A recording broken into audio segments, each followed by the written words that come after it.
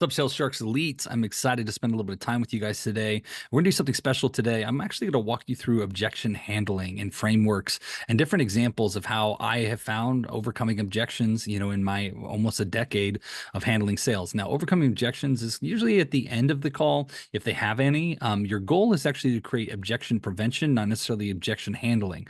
And what I mean by that is you'll see throughout our course, and you can rewatch this in our modules. It comes right after the training on the scripting. But essentially, what you want to do is you want to objection prevent. And so what that means is you don't throughout the call, you want to say things like, if like money's going to be probably an issue for most clients, or you have that feel, right? Or you're getting that sensation, be like, hey, it sounds like money may be an issue, for most clients coming into this, but I want to let you know that most people are getting a return on investment within XYZ or hitting these numbers. And does that make sense to you? Say that earlier on in the call, because then you can handle most of the concerns that they have. So when they get to the end of the call and you throw out $40,000 as your price, or whatever the price may be, or at the top of your presentation, they're not going to just shut down, right? Because you've already kind of handled, hey, it might cost some money, and are you in a place to invest money? So I wanted to kind of throw that out there. So let me share my screen. I'm going to walk you through kind of this objection handling framework. Now, this is in the course, but I did expand a little bit on it as well. And then I've included into the sales script as well. So couple things to look at. There are four steps to really handle objections. The first is to acknowledge the objection. So when a customer says like, I just don't have the money, you could say, oh, okay, so you're saying you don't have the money. Gotcha. Okay. And if I heard you correctly, is not having the money. So we're moving from repeat to address, not having the money, what's really holding you back? Or is it just that you're not really interested in moving forward? So something like that is acknowledge, repeat, address, reframe, right? Those are the four kind of steps. And so I want to show you some like examples. So like addressing addressing concerns about costs and uncertainty. So when discussing like potential concerns about investment required, you might consider framing it as an exploration of their financial aspects. So like I was just doing there. So, well, setting the financial aspects aside for a moment, do you believe that the insights we've shared today have the potential to help you achieve your financial goals? Or what aspects do you feel are most impactful? See here, did you hear my tonality? I'm gonna repeat it again. Setting the financial aspect aside for a moment. See my concern for them. I do care for them, so I want to know. I wanted to convey that in my tonality. And so, do you believe? So curious, like, do you believe what we shared today has the potential to help you achieve your financial goals? And what aspects do you feel are most impactful? Now, if the concerns about program costs or nuances approach could be, could you help me understand your concerns a bit more? Are you worried about the feasibility of the investment, or is it more like the value that you perceive in making this investment? Now, if you don't talk like me, that's okay. Relanguage it like, hey, can you help me understand your concerns a bit more? Or are you worried about the like possibility of making your money back, or is it just value that you perceive in making this injection of capital? Or investment, or putting the money in, or whatever you want to say.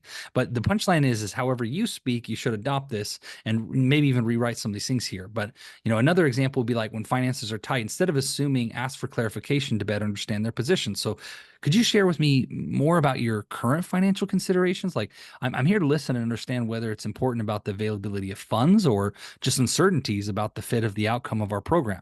Or you could again rephrase it and say, yeah, I'm here to hear, I want to hear you out. Is it just like that you don't have the money, or is it just that you don't feel this program's a fit for you?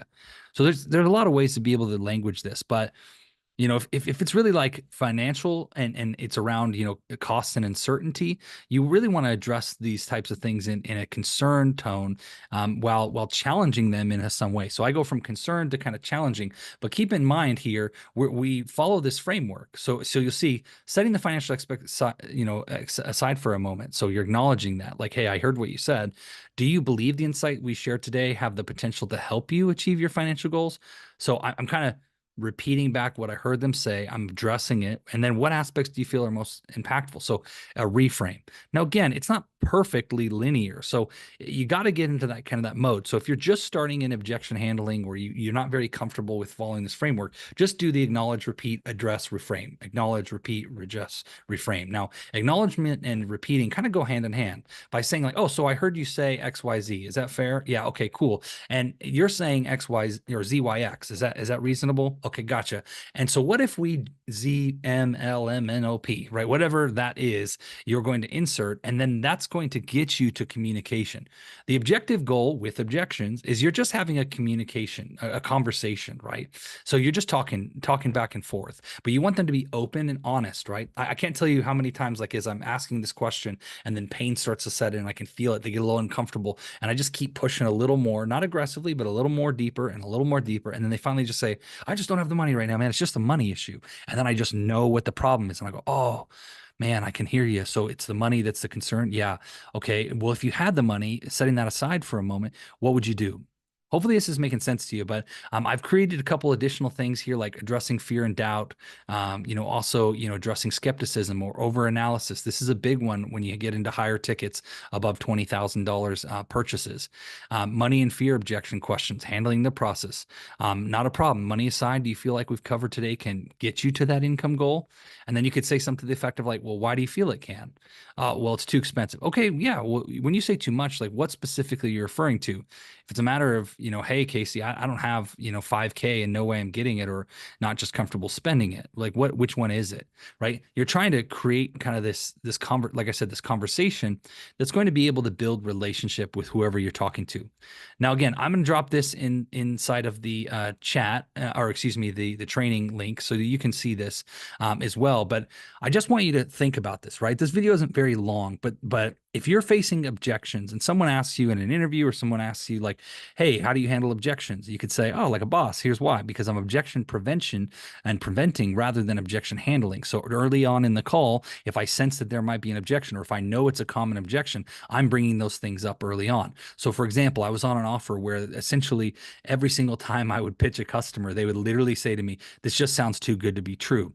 Now, after hearing that 5 times, I realized like, I just got to bring it up. So I would start to integrate into my pitch, like, hey, I know this sounds too good to be true, but X, Y, Z, right? And so because that was the case, I would insert that, and then they go, oh, okay. And then they'd always kind of joke like, yeah, it does sound too good to be true. But because I threw it out there on the table and I brought it up instead of waiting for them to bring it up or not say it at all, it changed the entire relational dynamic, so that by the time we hit the end of the call, that wasn't something they were bringing up. Now, if you're getting to the end of the call and you're getting like, well, I need to talk to my spouse, I need to think it over, I need to do X, Y, Z.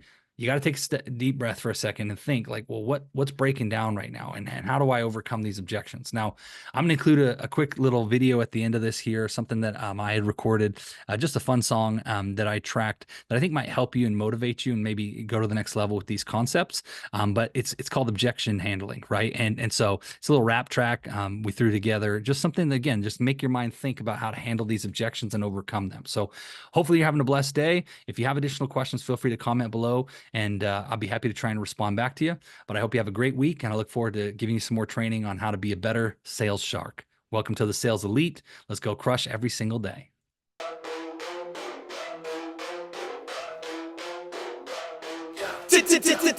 Yo, they hit me with objections, but I'm feeling the freeze. I don't have the money, got me down on my knees. I need to think it over. Yeah, it's thrown me off. Yeah, it's like a cold shoulder. Talk to my partner, and now the deal's on hold. Vision misaligned, yeah, that story gets old. I'm too busy now, it's a constant refrain. Days slip away, it's driving me insane. Overcome objections, flipping with finesse. Turn a no always into a yes. The skills that impress, stay calm, stay sharp. Handle every day in a high ticket game, let's go. I'm not interested. Watch me flip the switch, highlighting benefits. Your price is too high, let me break it down. ROI's the king where their confidence ground. Need more info, yeah, I've got the facts on deck. Keep it transparent, building trust, what's next? Let me check competitors, scope the scene. Our value's unique, keep our offer supreme. Overcoming objections, flipping with finesse, turning no into a yes. Skills that impress, stay calm, stay sharp. Handle every day in this high ticket game, let's go! Wanna learn the secrets, friend? Join the Sales Sharks crew. We got the knowledge, yeah, we'll share it with you. From closing deals to mastering the art, Sales Sharks Agency will set you apart. Next time objections fly, don't you stress the test. Follow these methods and you'll be the best. High ticket closer, mastering the art, turning every objection into a brand new start. So tell me what you waiting for. Learn the sales sharks agency methodologies. Get involved, let's go. Couple of minutes, I promise your life will change. If it doesn't, man, there's money back with this. It's insane. Come on, let's go. Join the sales sharks agency. It's a work of art.